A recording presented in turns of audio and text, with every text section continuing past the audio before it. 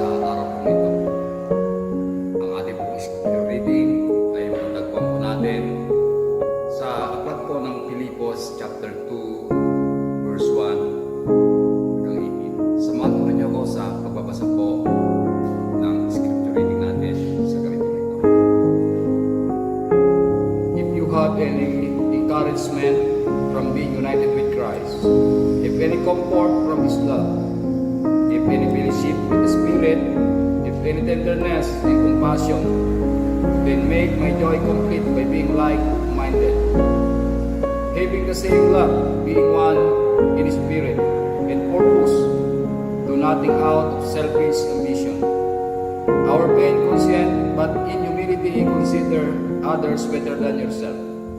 Each of you should look not only to your own interest, but also the interest of others. Your attitude should be the same as that of Christ Jesus, who being a very nature of God, did not consider equality with God something to be grasped, but made himself nothing, taking the very nature of a servant, being made in human likeness, and being found in appearance as a man, he humbled himself, and became obedient to the death, even the death on the cross. Therefore, God exalted him to the highest place, and gave him the name that is above every name, that the name Jesus every knee shall bow, in heaven and in earth and under the earth, and every tongue confess that Jesus Christ is Lord, to the glory of God the Father. Therefore, my dear friend, as you have always obeyed, not only in my presence, but now much more in my absence, continue to work out your salvation with fear and trembling. For it is God who work in you, to will and to act according to His good purpose. Do everything without complaining or arguing, so that you may become blameless and pure, children of God without fault in a broken and depraved generation, in which you shine like stars in the universe, as you hold out the word of life, in order that I might boast on the day of Christ, that I did not run or labor for nothing. But even if I am being poured out like a drink offering on the sacrifice and service coming from your faith, I am glad and rejoice with all of you. So you too should be glad and rejoice with me. Purihin po ang Panginoon po sa pagkabasa po ng kanyang salita. Ang pamagat po, o title po ng ating pong mag-aaral po sa gabing ito, Being Like Christ, Living Like Jesus. Ang konteksto po ng ating pong binasa sa gabi pong ito, yung pong the example of Jesus. Ang gusto po na pinopoint out ko dito ni Apostol Paul sa mga taga-Pilipos, maging kagaya po sila ng ating Panginoon, dahil iniwanan po sila ng Panginoon ng magandang halimbawa para yun po ang ikanilang ipabuhay. Ang unang puntos po natin dito, matatapos po natin sa verse 1 hanggang 5. Living like a Jesus is living life of a testimony. Makita po natin sa verse 1 and 5 kung paano po ang pagkakaisa ng Espiritu, ang kagalakan, yung pong attitude toward others na pinubukoy po ni Apostol Paul sa talatang ito.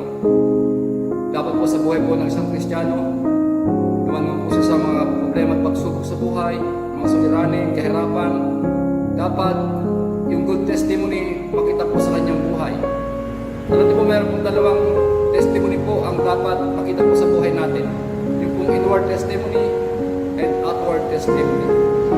Yung pong inward testimony, ito po yung kung saan yung pong ating lifestyle, yung masalamin po sa buhay natin, yung pong buhay ng ating Panginoong Hesus.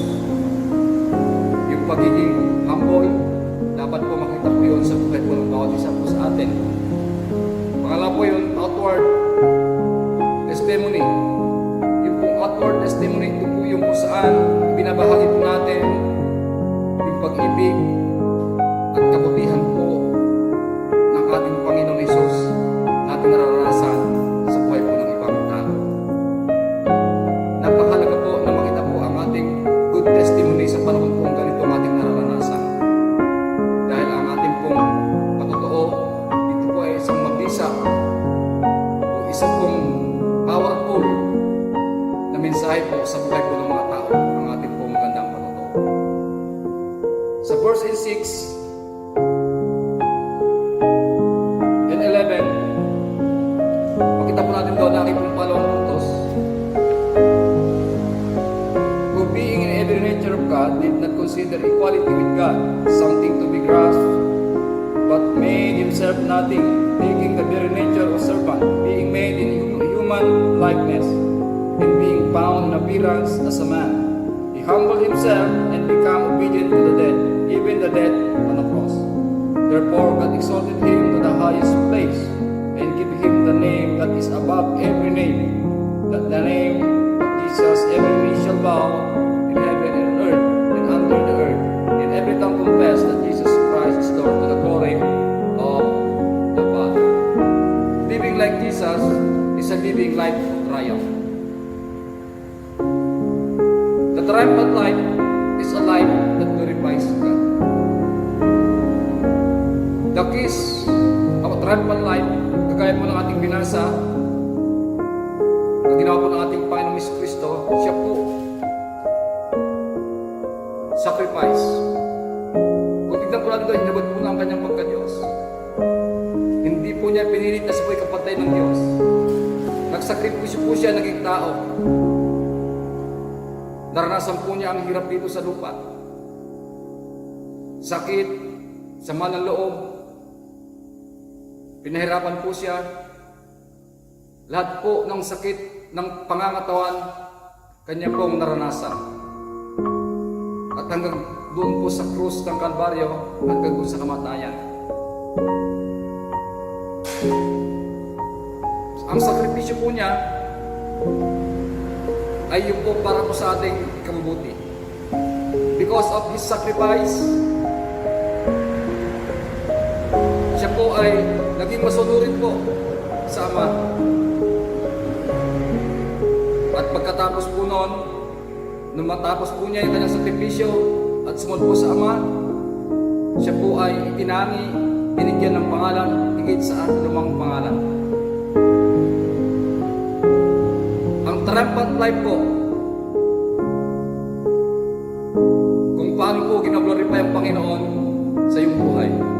In pain, in difficulties, hardship, sakit karamdaman, if you glorify God, yun po yung buhay na matagumpay. Ang buhay na matagumpay po, hindi ko matatagpuan ito sa yaman, sa karangyaan ng buhay. It is not a triumphant life. Ang triumphant life, sa panahon na ikaw, ay mayroong pinagdadaanan. Sa panahon po natin ngayon, tayo po natin pinagdadaanan. Paano po natin ginaglorify ang Panginoon? How we glorify God? But Jesus Christ, naging matagumpay po siya because sa naranasan po ng sakripisyo po sa ating buhay. Alam mo, kung meron po tayong sakripisyo at magmasunurin po tayo, naniniwala po ako, ang matagumpay na buhay, maranasan po natin. Yan po yung buhay ng isang Kristiyano na kagaya po ni Kristo.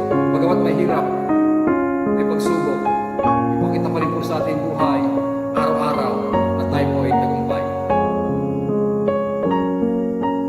Sa verse 15, 12 hanggang 15, magpakatupundos po natin. Therefore, my dear friends, as you have always obeyed, not only in my presence, but now much more in my absence, continue to work out your salvation with fear and trembling. For it is God who works in you to will and act according to His good purpose. Do everything without complaining or arguing, so that you might become blameless and pure, children of God, without fault and depraved generation, in which shine like star in the universe, as you hold out the word of life, in order that I might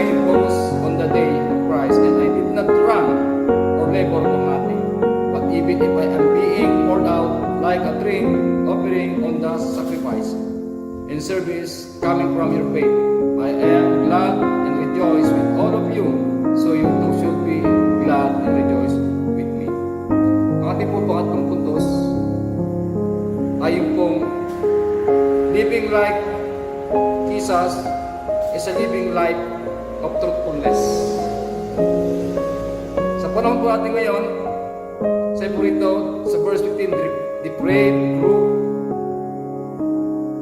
Ang panahon po natin ngayon, puro baluktot po. Mga fake news, pasama po ng pasama ang tao. Group, liko, ang pamumuhay, mandaraya. But living like Jesus is living a life of truthfulness. Panindigan po natin ang katotohanan. Panindigan po natin ang ating pagkatawag. Bagamat marami po mga temptation, mga tukso sa paligid, dapat tayo po ay manindigan po sa katotohanan, sa salita po ng Panginoon. Lalo din po ang ating Panginoon Jesus, dumaras din po ng mga pagtukso sa buhay. Pero siya po nanindigan sa katotohanan, nanindigan po siya sa salita ng Panginoon. Hindi po siya natukso, kaya siya po ay binantog ng Panginoon. Kaya nga po, sa gabing ito, tatlong bagay lang po ang gustong iparating sa atin ng Panginoon, isang taong namumuhay po sa kalooban ng Panginoon. Mamuhay po tayo ng may patutuo sa buhay, mamuhay po tayo ng matagumpay sa buhay, mamuhay po tayo ng may katotohanan sa buhay. And last, sabi ng Panginoon, siya ay nagagalak po sa ating lahat. Maraming salamat at tayo po ay manalangin. Salamat po, Panginoon, sa gabing ito, sa mensahe mo, Panginoon, sa amin. Sa kalagitnaan po, Panginoon, na ngayon pong nararanasan, O God, dapat po, bilang mga Kristiyano, kami po ay mayroong magandang pagtutuo. Kami po, Diyos, ay maging matagumpay sa kabila po, Panginoon, ng mga pagsubok po namin nararanasan. At Lord, bilang mga anak mo, manindigan po kami sa katotohanan. Panginoon, pagpalain po ang bawat nakikinig, bawat pamilya, Luzon, Visayas, Mindanao, at kapatiran po namin sa iba't ibang bansa. Diyan po, Panginoon, na dumawali po sa kanila